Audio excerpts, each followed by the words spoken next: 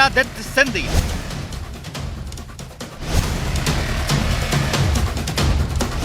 वसुंधरा राजे सिंधिया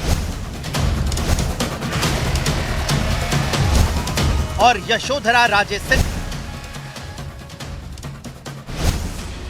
मध्य प्रदेश से लेकर राजस्थान और दिल्ली के राजनीतिक गलियारों में सिंधिया खानदान के इन तीनों क्षत्रपों की ही चर्चा है। आखिर सियासत के ये तीनों सिंधिया इतना ट्रेंड क्यों कर रहे हैं? आखिर बीजेपी के भीतर सिंधिया को लेकर इतनी तेज हलचल क्यों है? इसकी वजह है मध्य प्रदेश और राजस्थान में होने वाले विधानसभा चुनाव, जिसमें सिंधिया चर्चाओं के केंद्र में। अटकलें जोरों पर हैं कि केंद्रीय मंत्री ज्योतिरादित्य सिंधिया को भी बीजेपी मध्य प्रदेश के चुनावी अखाड़े में उतार सकती है। बीजेपी ने मध्य प्रदेश के लिए अपनी दूसरी लिस्ट में 3 केंद्रीय मंत्रियों समेत 8 दिग्गजों को विधायकी का टिकट थमाकर पहले ही इसके संकेत दे दिए थे। अब चर्चा गर्म है कि ज्योतिरादित्य सिंधिया को मध्य प्रदेश की शिवपुरी विधानसभा सीट से टिकट दिया जा सकता है। मध्य प्रदेश के लिए बीजेपी की तीसरी लिस्ट में सिंधिया का नाम शामिल हो सकता है। 1 अक्टूबर को अमित शाह के भोपाल दौरे में सिंधिया के नाम पर मुहर लग सकती है। इस सिलसिले में सिंधिया के 3 दिन पहले के बयान को सुनना जरूरी है। भारतीय जनता पार्टी कार्यकर्ताओं की पार्टी है। जो भी जिम्मेदारी हर एक कार्यकर्ता को दी जाती है, उस जिम्मेदारी का निर्वाह करना हमारी केवल जिम्मेदारी और दायित्व नहीं, लेकिन हमारा धर्म बनता है। सुना आपने, सिंधिया के बयान में भी कुछ संकेत छिपे हैं। वैसे सिंधिया को शिवपुरी से उतारे जाने की संभावनाएं उनकी बुआ और शिवराज सरकार की कैबिनेट मंत्री यशोधरा राजे सिंधिया की वजह से भी बलवती होती जा रही है। यशोधरा राजे ने इस बार विधानसभा चुनाव लड़ने से इनकार कर दिया है। यशोधरा राजे ने इसके पीछे स्वास्थ्य कारणों का हवाला दिया है। ऐसे में यशोधरा की सीट पर शिवपुरी से ज्योतिरादित्य सिंधिया को टिकट मिल सकता है। कोई व्यक्ति केंद्रीय मंत्री हो, सांसद हो या अन्य पद पर हो, पहले वो भारतीय जनता पार्टी का कार्यकर्ता है।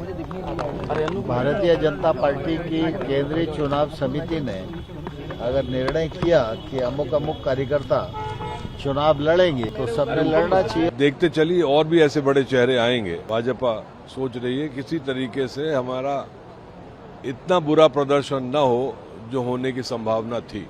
सिंधिया जी को नहीं उतार पाएंगे, उनके लिए कोई विधानसभा सीट है नहीं। इस साल के आखिर में होने वाले 5 राज्यों के विधानसभा चुनाव चूंकि 2024 के लोकसभा चुनाव के सेमीफाइनल जैसे हैं, इसलिए बीजेपी कोई चूक नहीं चाहती। इसलिए हैवीवेट नेताओं पर दांव लगा रही है। मध्य प्रदेश की सियासत में ज्योतिरादित्य सिंधिया का अपना असर है। हैवीवेट ज्योतिरादित्य सिंधिया की वजह से आसपास की कई और विधानसभा सीटों के नतीजे भी प्रभावित हो सकते हैं। ज्योतिरादित्य फैक्टर की झलक बीजेपी 2020 में मध्य प्रदेश में देख चुकी है। तब सिंधिया की कांग्रेस से बगावत की वजह से ही मध्य प्रदेश में बीजेपी की सरकार की वापसी हुई थी।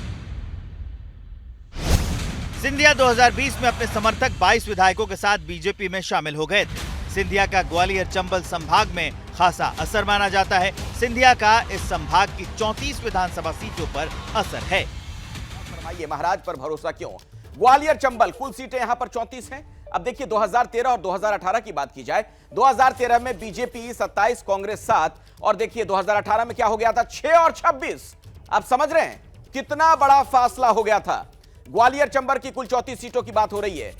बीजेपी का बेहद खराब प्रदर्शन देखने को मिला था। ठीक है, मध्य प्रदेश में हार की मुख्य वजह जो बीजेपी की हार हुई थी, हालांकि बाद में बीजेपी की सरकार बन गई थी, लेकिन सिंधिया पर बीजेपी को जो भरोसा है उसके पीछे की एक बड़ी वजह इस इलाके का समीकरण है। 2013 वाला परिणाम आ सकता है। तो ज्योतिरादित्य को विधायकी का चुनाव लड़ाने को बीजेपी फायदे का सौदा मान रही है, लेकिन उनकी दूसरी बुआ और राजस्थान की पूर्व मुख्यमंत्री वसुंधरा राजे को लेकर सस्पेंस बना हुआ है। वसुंधरा राजे को इस बार भाजपा ने चेहरा नहीं बनाया, लेकिन उनकी नाराजगी दूर करने की पूरी कोशिश की जा रही है। 2 दिन पहले ही जयपुर में गृह मंत्री अमित शाह, बीजेपी के राष्ट्रीय अध्यक्ष जेपी नड्डा और बीएल संतोष के साथ वसुंधरा राजे की बैठक भी हुई थी। जयपुर के होटल में हुई उस मीटिंग का अगले ही दिन असर भी दिखा। वसुंधरा के करीबी माने जाने वाले पूर्व मंत्री देवी सिंह भाटी की बीजेपी में वापसी हो गई, लेकिन क्या ये वसुंधरा के लिए अच्छे संकेत है? ये कहना जल्दबाजी होगी। वसुंधरा राजे हमारे पूरा साथ है। मेरे से और हमारे पार्टी के कई नेताओं के डे टू डे संपर्क में हैं।